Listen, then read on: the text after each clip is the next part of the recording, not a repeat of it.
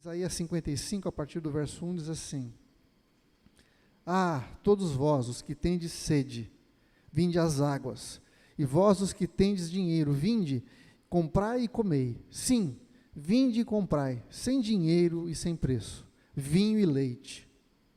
Por que gastais o dinheiro naquilo que não é pão, e o vosso suor naquilo que não satisfaz? Ouvi-me atentamente, comei o que é bom, e vos deleitareis com finos manjares. Inclina os ouvidos e vinde a mim. Ouvi, e a vossa alma viverá. Porque convosco farei uma aliança perpétua, que consiste nas fiéis misericórdias prometidas a Davi.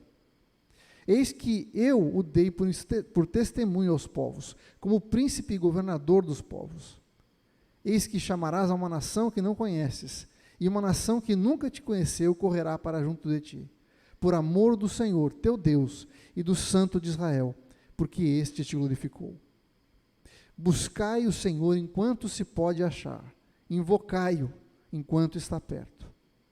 Deixe o perverso o seu caminho, o iníquo os seus pensamentos. Converta-se ao Senhor, que se compadecerá dele, e volte-se para o nosso Deus, porque é rico em perdoar. Porque os meus pensamentos não são os vossos pensamentos, nem os vossos caminhos, os meus caminhos, diz o Senhor. Porque assim como os céus são mais altos do que a terra, assim os meus caminhos são mais altos do que os vossos caminhos, e os meus pensamentos mais altos do que os vossos pensamentos. Porque assim como descem a chuva e a neve dos céus, e para lá não voltam, sem que primeiro reguem a terra, e a fecundem, e façam brotar, para tornar a dar semente ao semeador e pão ao que come. Assim também, a palavra que sai da minha boca não voltará para mim vazia, mas fará o que me apraz, e prosperará naquilo para que a designei. Saireis com alegria e em paz sereis guiados. Os montes e os outeiros romperão em cânticos diante de vós, e todas as árvores do campo baterão palmas. Em lugar do espinheiro crescerá o cipreste, e em lugar da sarça crescerá a murta. E isto será glória para o Senhor, e memorial eterno que jamais será extinto. Amém. Nesse texto a gente vê o texto começa fazendo um convite de Deus para nós. E é muito interessante porque, se você olhar o capítulo todo, Deus começa falando: vinde a mim. Vinde você que tem sede. E termina falando: saiam, vocês vão sair daqui. Então, a gente vai ver o processo do que Deus quer fazer na nossa vida. Primeiro Ele nos chama para si, com um convite de graça. Ele nos chama oferecendo água. Ele fala assim: vinde todos que têm sede, vinde às águas. E vós que tendes dinheiro, vinde, e que não tendes dinheiro, vinde e comprai e comei. Sim, vinde e comprai, sem dinheiro e sem preço, vinho e leite. Sabe, o convite que o Senhor faz para nós é um convite de comunhão. Ele está chamando a gente a vir à sua presença. E Ele convida a todos, Ele fala: vinde todos vós que têm sede. Embora o convite seja para todo mundo, esse convite só vai encontrar eco naqueles que têm sede. E quem tem sede tem desejo de ir até a água, não é verdade? Quando você tem sede, quando você fica sabendo que tem água em algum lugar, você vai atrás, não é? Então, o convite do Senhor, embora seja para todos, vai atingir em cheio aqueles que estão com sede do Senhor, que sabem que precisam do Senhor. E o Senhor faz a proposta de água, porque a água é a coisa mais necessária para a gente. Você pode ficar um tempão sem comer, mas experimenta ficar sem tomar água. A água faz parte da nossa vida, nós precisamos nos hidratar, ter água para nós. E o Senhor fala que Ele tem água para nos dar. Então, quando Ele oferece água para nós, Ele está propondo algo que é absolutamente necessário para a nossa vida. Nós não podemos viver sem. E o Senhor quer nos dar aquilo que nós precisamos para viver. O Senhor sabe daquilo que nós precisamos e Ele toma a iniciativa de nos chamar para perto dEle para nos oferecer aquilo que nós precisamos. O que Ele diz também é o seguinte: venha para mim, venha até mim e beba da água. Mas não só isso, vinde e comprai vinho e leite. venham e comprem sem dinheiro, sem preço. Parece uma contradição, né? Por que ele fala para a gente comprar sem dinheiro? Quando você compra alguma coisa, necessariamente você está fazendo uma troca de algo que você tem por algo que você acha que é mais importante. Se você tem alguma coisa, alguma moeda, você oferece essa moeda para conseguir aquilo que você está comprando. Não é isso? Toda compra envolve você oferecer alguma coisa em troca. Mas por que ele fala que para comprar sem preço e sem dinheiro? Primeiro, porque isso significa que aquilo que nós precisamos comprar já foi pago. Alguém já pagou para nós. Jesus já pagou para nós o preço daquilo que nós precisamos.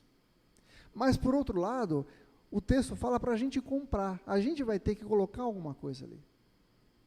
Isso significa que aquilo que nós vamos receber, embora eu não tenha que pagar, porque já foi pago para mim, não é que é de graça. Custou alguma coisa para alguém. E isso que esse texto quer dizer, que aquilo que nós vamos receber de Deus, embora já tenha sido pago, custou alguma coisa. E pede de nós que a gente ofereça alguma coisa para o Senhor. Eu, estudando esse texto, eu me lembrei da parábola do tesouro escondido que Jesus contou. Na verdade, ele conta duas parábolas, uma atrás da outra, Jesus. Ele fala sobre o tesouro escondido e depois ele fala sobre a pérola de grande valor. Eu vou ler para você o que está lá em Mateus capítulo 13, a partir do verso 44, que diz assim, a parábola do tesouro escondido. Diz assim, o reino dos céus é semelhante a um tesouro oculto no campo, o qual certo homem, tendo achado, escondeu. E transbordante de alegria, vende tudo o que tem e compra aquele campo. Aí ele fala de uma outra parábola, que é a parábola da pérola, que diz assim, o reino dos céus também é semelhante a um que negocia e procura boas pérolas. E tendo achado uma pérola de grande valor, vende tudo o que possui e a compra. Quando a gente vê aquele homem que encontra um tesouro, ele guarda aquele tesouro, ele vai e vende tudo o que ele tem. Mas o texto, Jesus diz que ele faz isso com alegria. Por quê? Porque ele sabe que aquilo que ele está comprando é muito superior àquilo que ele tem.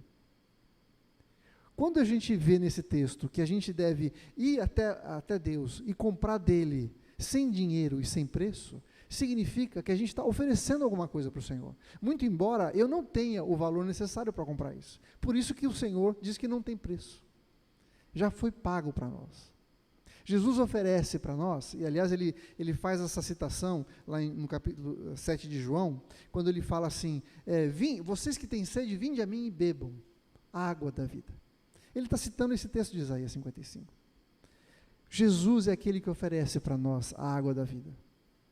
Mas quando o Senhor oferece, quando Deus oferece essa água para nós, Ele está chamando aquele povo. E aqui a gente vê dois aspectos. O primeiro é que a gente precisa ir até Ele, sair da onde nós estamos e ir na direção do Senhor. Mas não só isso. No versículo 2, ele diz assim, ouvi-me atentamente, comei o que é bom e vos deleitareis com finos manjares. Ainda no versículo 1, ele diz,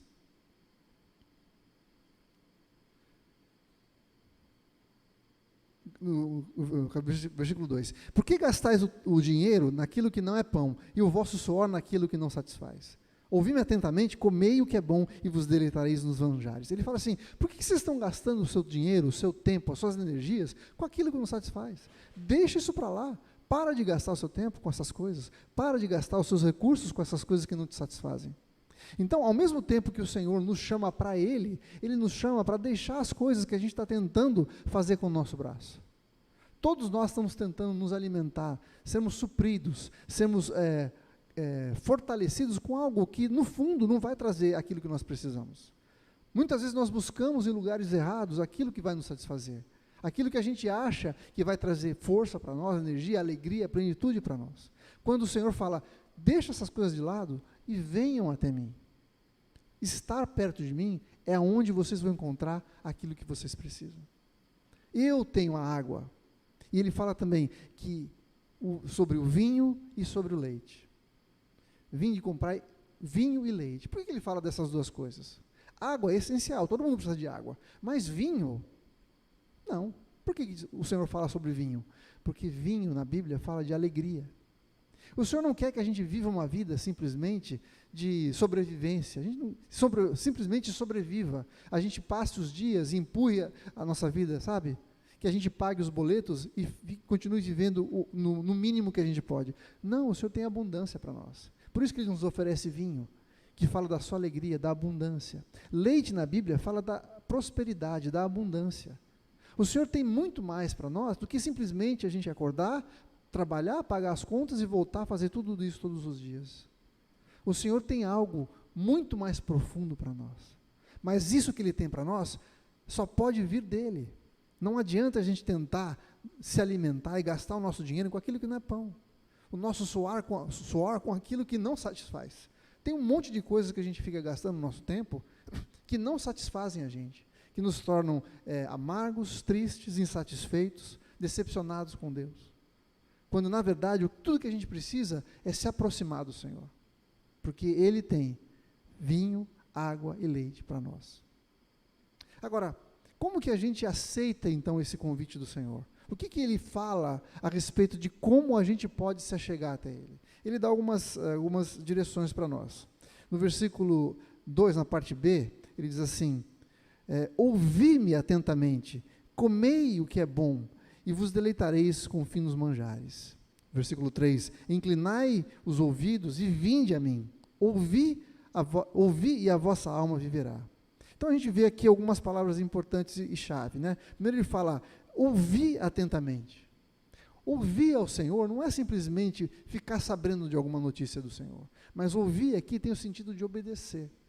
Ouvir significa estar atento à vontade do Senhor para a minha vida. Ouvir significa deixar de fazer aquilo que não agrada ao Senhor e passar a andar segundo a sua vontade, segundo os seus mandamentos. Ele fala, ouvir atentamente. Isso significa gastar tempo prestando atenção, meditando naquilo que o Senhor está falando. Sabe, a gente se reúne aqui todas as semanas e Deus traz uma palavra para nós, a gente recebe ensinamento, mas muitas vezes quando a gente sai daqui, a gente se esquece completamente daquilo que ouviu. Muitas vezes eu saio daqui, as pessoas falam, puxa, que palavra abençoada, que bênção, fui muito tocado, mas muitas vezes não dura 10 minutos, que é o tempo da gente sair do portão.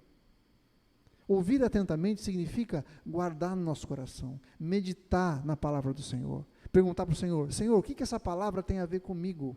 Quais são as coisas que eu preciso mudar na minha vida? Quais são as coisas que eu preciso passar a viver na minha vida? Quais verdades da tua palavra precisam fazer sentido para mim todos os dias?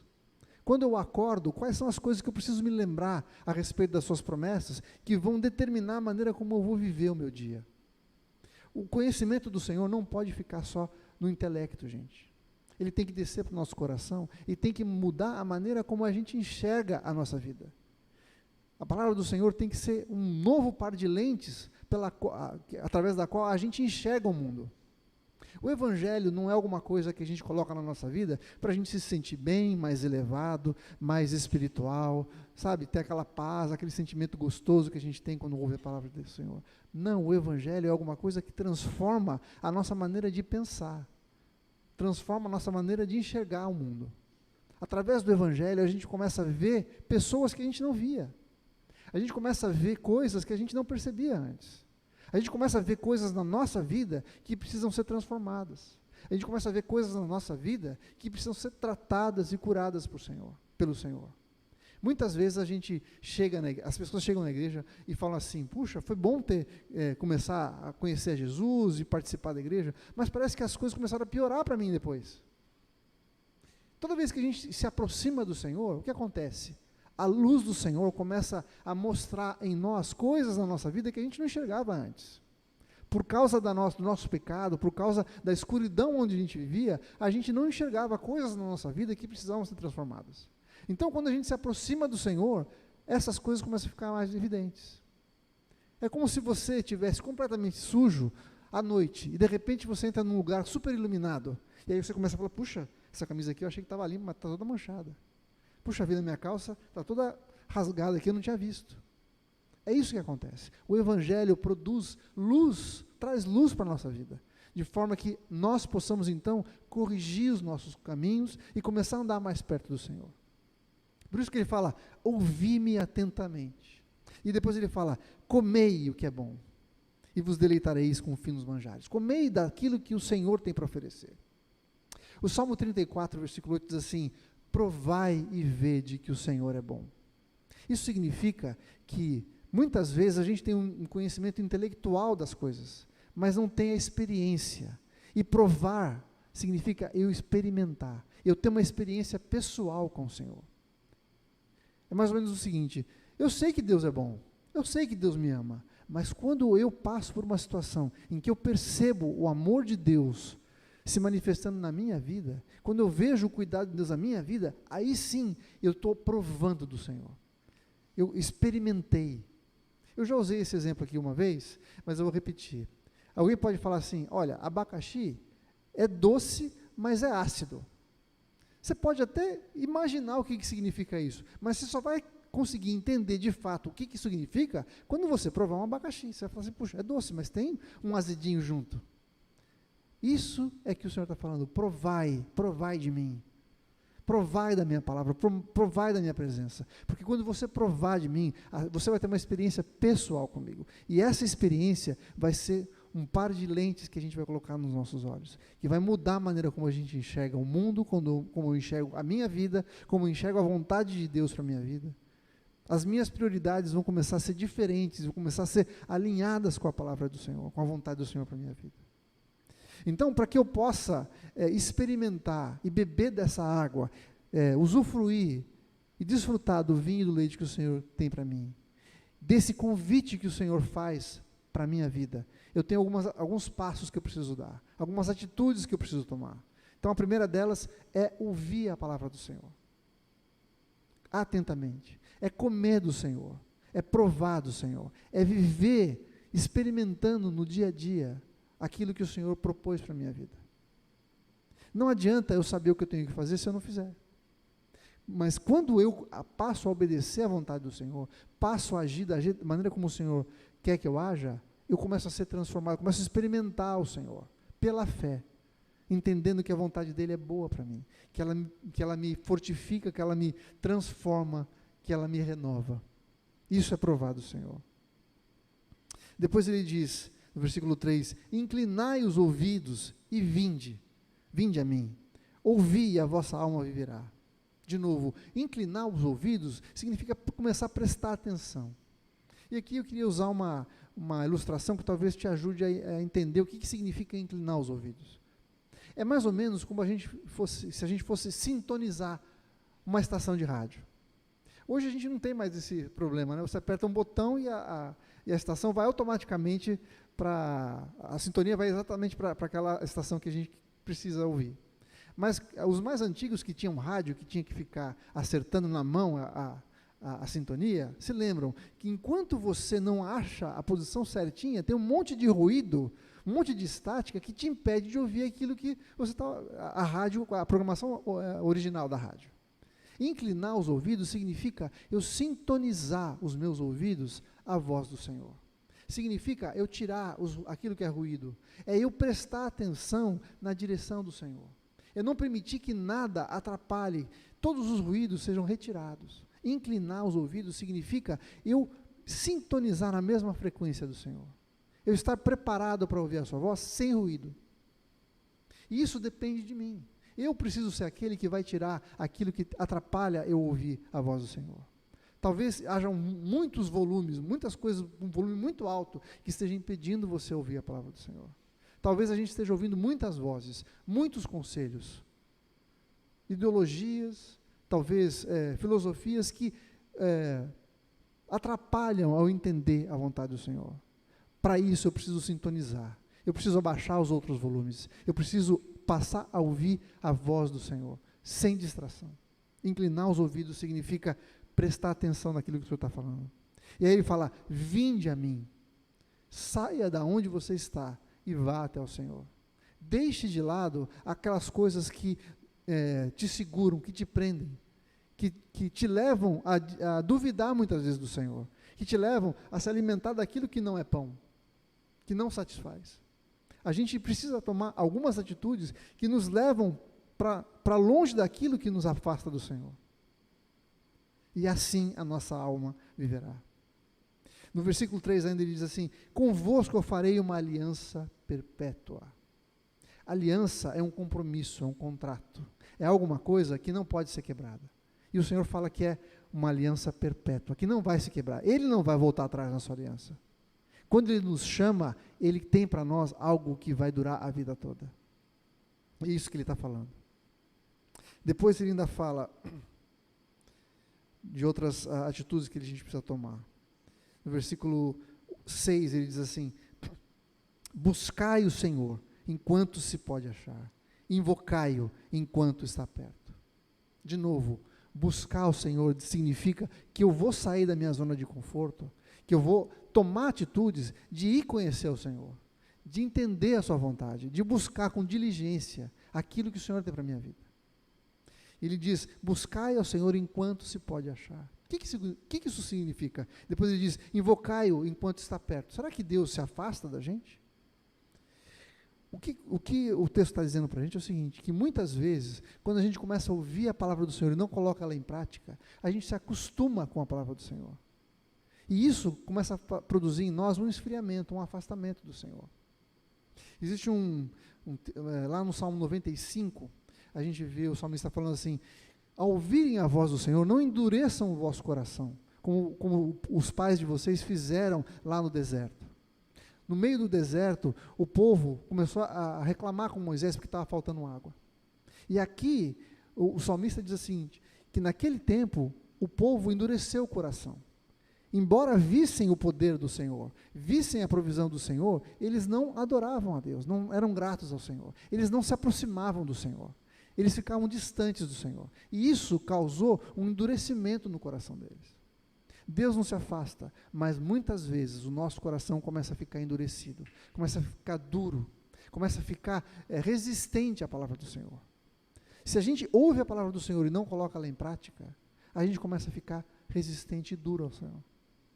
E aí a semente que é plantada em nós não encontra lugar para que as raízes possam crescer. E ela vai morrer. Então, a gente tem que ser ágil, a gente precisa ser pronto para fazer a vontade do Senhor, pronto para colocar em prática a palavra do Senhor, para que o nosso coração não se endureça.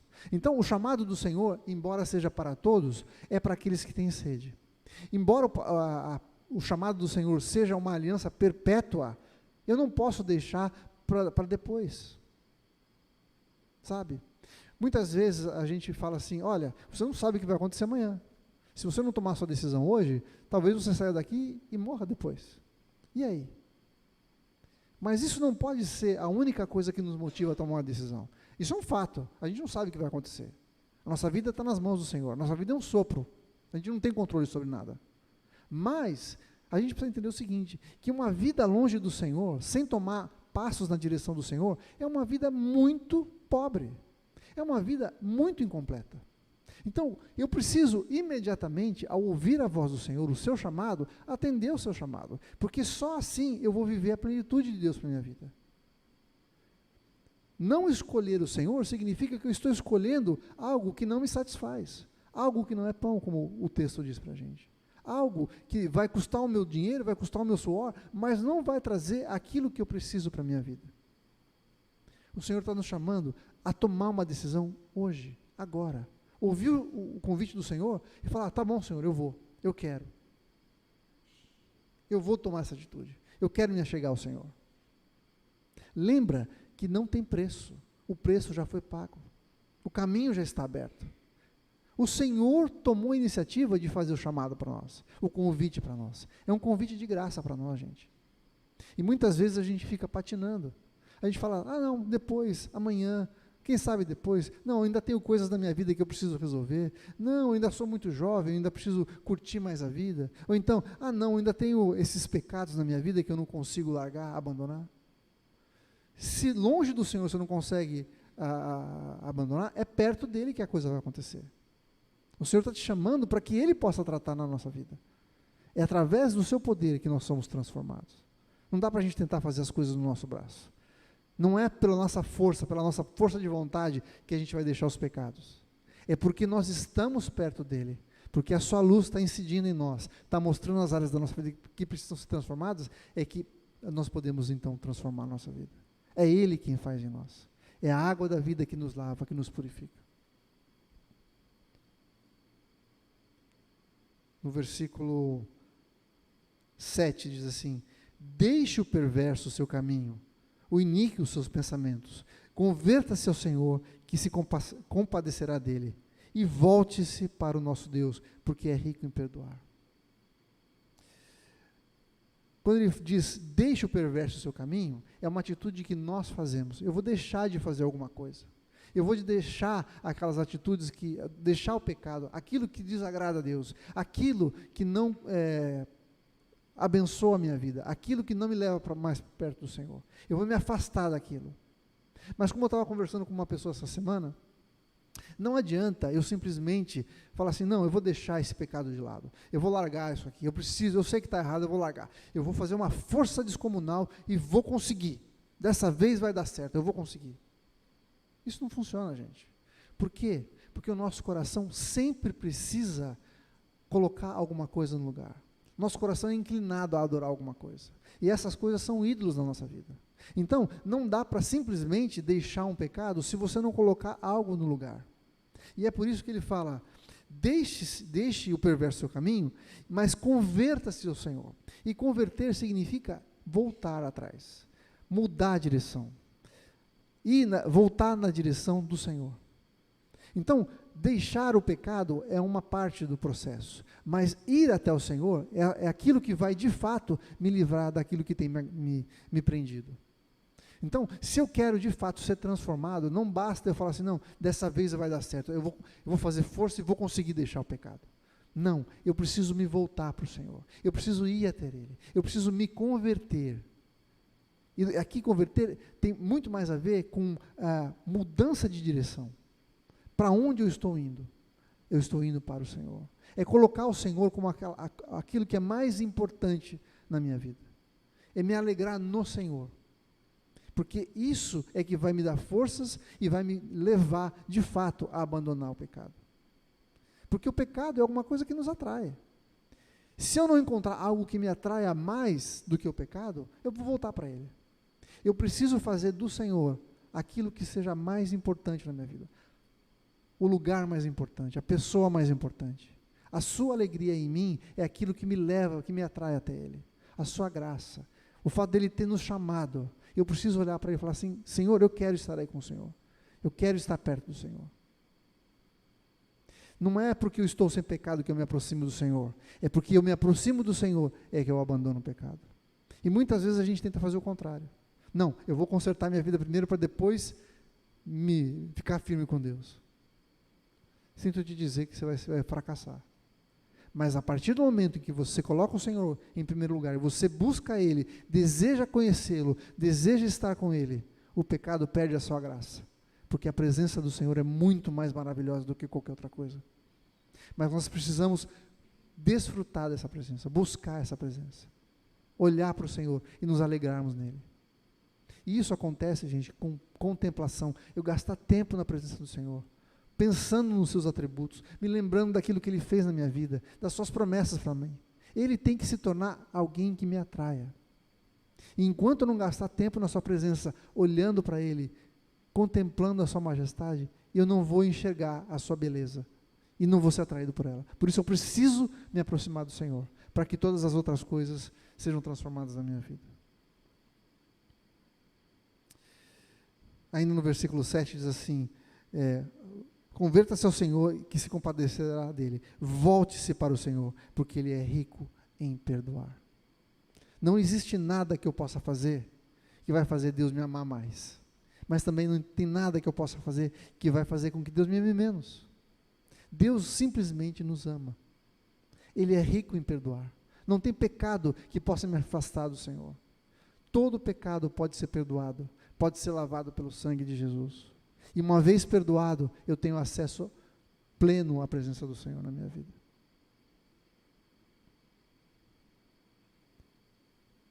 Então, esse processo de chegar e aceitar o convite do Senhor envolve essas atitudes. Comer do Senhor, ouvir do Senhor, inclinar os seus ouvidos, ir até Ele,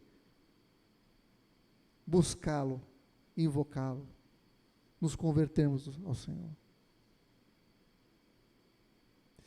E o que esse encontro com o Senhor produz na nossa vida? Quando a gente aceita o convite do Senhor, quais são as características da vida que o Senhor oferece para nós? O que Ele tem proposto para nós? Quando a gente ouve o chamado do Senhor e fala, tá bom, Senhor, eu quero ir até o Senhor, nós somos levados a um novo patamar de entendimento da sua vontade, um novo patamar de pensamento, de caminho, de maneira de viver.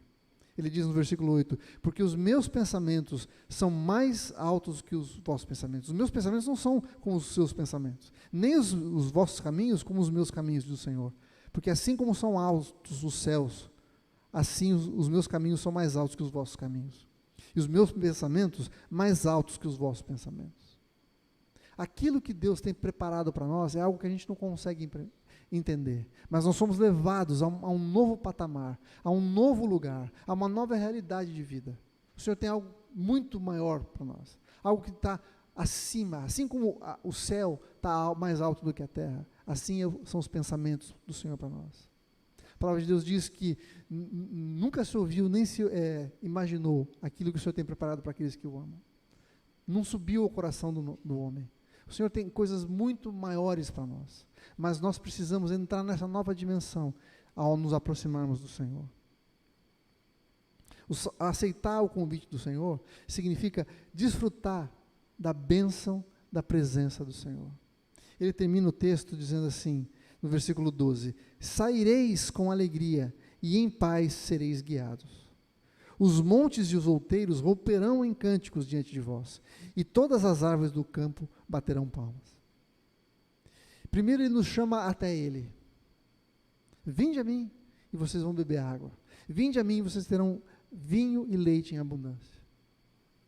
Busquem-me, convertam-se, e vocês vão experimentar um novo patamar de pensamento, um novo patamar de caminho, uma nova maneira de viver.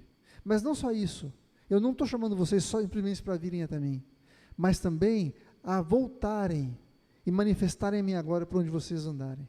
Ele diz, saireis com alegria e em paz sereis guiados. Quando a gente tem um encontro com o Senhor, a alegria do Senhor toma conta da gente e nos leva para lugares onde a gente possa manifestar a sua glória.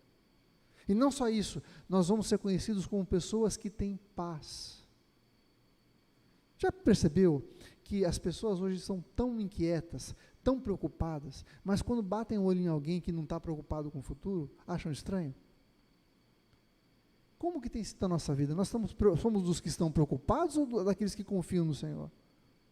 Nós somos chamados para ter paz e alegria, gente. O Senhor nos guia. O texto diz que nós seremos guiados em paz. O nosso caminho não precisa ser de preocupação. Eu não preciso ficar preocupado com o que vai acontecer em 1º de janeiro. Eu não preciso ficar preocupado com o que vai acontecer no ano que vem. Eu não preciso ficar preocupado, desesperado, porque a paz do Senhor vai guiar o meu caminho.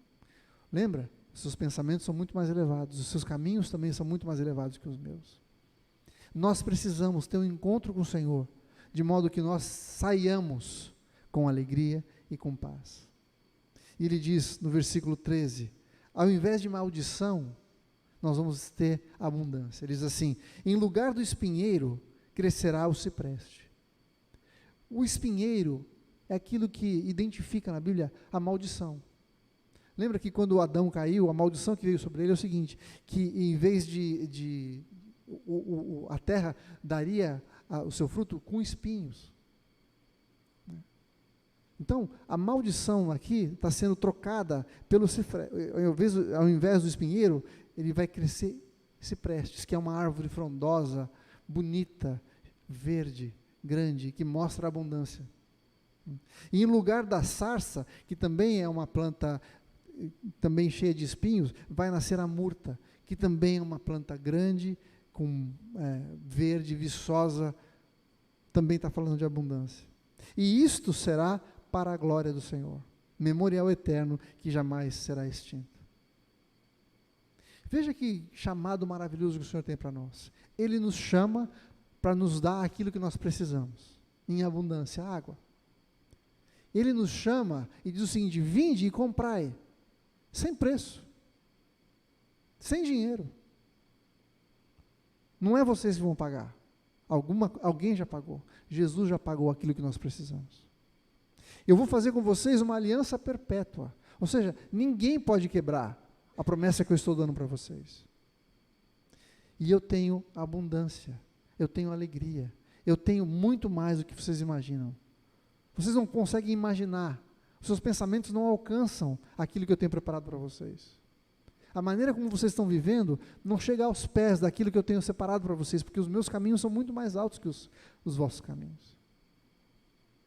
Mas para isso a gente precisa ouvir a voz do Senhor, buscar o Senhor, deixar nosso pecado e nos converter, irmos na direção do Senhor, desejarmos o Senhor, nos alimentarmos do Senhor, vestirmos novos óculos, sintonizar nos nossos ouvidos a voz do Senhor. Porque isso, quando nós ouvirmos a voz do Senhor e provarmos dele, experimentarmos a sua bondade, experimentarmos o cuidado do Senhor todos os dias da nossa vida, nós poderemos ser como, termina o texto, saindo com alegria e sendo guiados em paz. Deixando de experimentar a maldição, os espinhos, pelo contrário, vendo e vivenciando a abundância, o cipreste crescendo, a murta, a abundância do Senhor, de forma que nós possamos glorificar o Senhor com a nossa vida. Mostrar para as pessoas que existe um Deus que se preocupa, que tem abundância, que tem água viva para nos dar, para nos oferecer. Chegar até o Senhor significa abrir mão de outras coisas, como aquela parábola que Jesus contou. O homem que achou um tesouro num campo, ele sai e vende tudo que ele tem para comprar aquele campo, porque ali dentro tinha um tesouro muito especial. E ele não vai embora chateado, falando assim, puxa, eu vou ter que vender tudo. Não, ele vai com alegria, porque ele sabia aquilo que estava esperando por ele. Ir até o Senhor significa abrir mão daquilo que nós temos. Mas não falando assim, puxa vida, eu vou ter que deixar de fazer isso. Puxa, eu queria tanto continuar. Não, não se compara, uma coisa não tem comparação com a outra. A alegria que está preparada para nós, no Senhor, não é para se comparar com aquilo que nós estamos tentando segurar com as nossas mãos.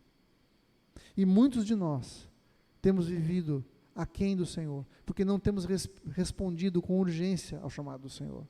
Porque temos tentado segurar para nós aquilo que a gente acha que vai satisfazer. O texto diz, por que vocês estão gastando dinheiro com aquilo que não alimenta? Por que vocês estão trabalhando em prol de coisas que não satisfazem? Presta atenção, eu tenho algo muito superior para vocês. E nós nos reunimos aqui, gente, toda semana, para falarmos daquilo que pode de fato nos satisfazer. Para encorajarmos uns aos outros, a gente olharmos para o Senhor e lembrarmos que Ele é quem nos sustenta, que as suas promessas são verdadeiras, que Ele tem algo novo para a nossa vida, que Ele tem bênçãos para nós, que Ele nos ama. Não é simplesmente a gente sair daqui e tocar a nossa vidinha. Não, a gente precisa viver a nossa vida baseado nessa palavra, nessas verdades. Isso tem que trazer alegria e paz para nós. E quando nós verdadeiramente provamos do Senhor, a nossa vida é de fato transformada. O chamado do Senhor para nós é hoje. Que resposta nós vamos dar para o Senhor? Ele está falando, vem beber da água. Para de gastar o seu tempo, o seu dinheiro com aquilo que não te satisfaz.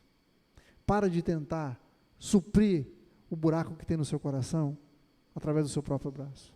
Eu tenho algo muito especial, muito maior. Venha, deixe o seu mau caminho, converta-se, busque o Senhor, ouça a sua voz, prove do Senhor.